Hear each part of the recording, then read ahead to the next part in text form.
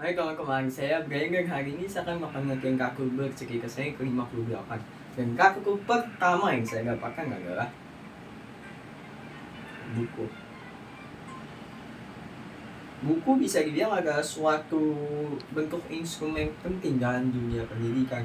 Mengapa saya mengatakan demikian?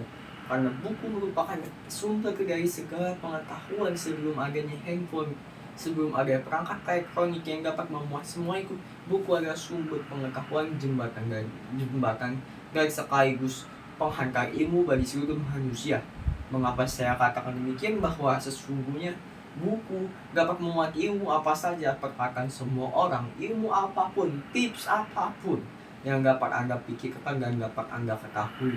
Selain itu, buku sangat mudah dibawa, namun ada juga buku yang sangat susah dibawa. Apa karena beratnya?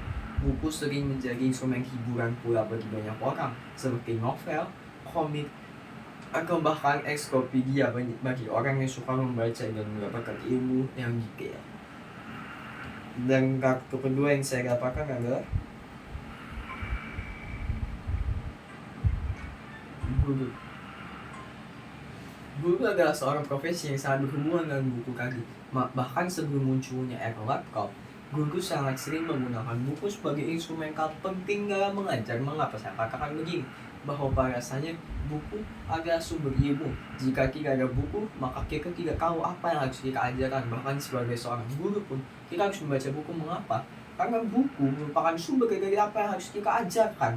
Biar buku tidak bisa dikatakan 100% akurat. Namun setidaknya buku jauh lebih akurat dari ilmu manapun yang diajarkan oleh orang-orang selain dari buku.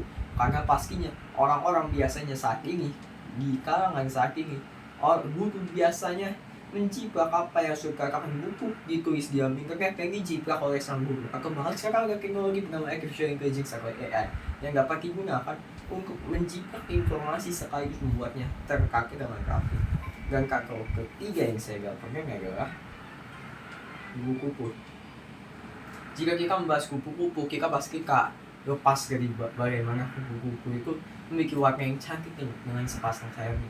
Namun perlu Anda ketahui, untuk menjadi kupu-kupu yang cantik seperti yang kita ketahui saat ini, kupu-kupu memiliki banyak proses, mulai dari yang paling terkenal adalah bagaimana kepompong bahkan diangkat sampai lalu bersahabat bagi kepompong. Mengapa dikatakan begitu? Kepompong itu sangat dibenci, menjadi beban masyarakat, bahkan di ekosistem. Kepompong benar-benar tidak bisa melakukan apapun. Namun setelah dihina berkali-kali, mereka akhirnya keluar menjadi kupu-kupu yang cantik, dianggap sebagai pencantik ekosistem, mempercantik ekosistem, bahkan menjadi fungsional. Mengapa fungsional? Karena dia membuat penyerbukan lebih mudah, sehingga ada hubungan dengan lembah yang dapat membuat madu yang akan akhirnya menyerbukan bunga dan menimbulkan banyak bunga. Dan itu adalah tingkah berpikir saya pada hari ini. Terima kasih.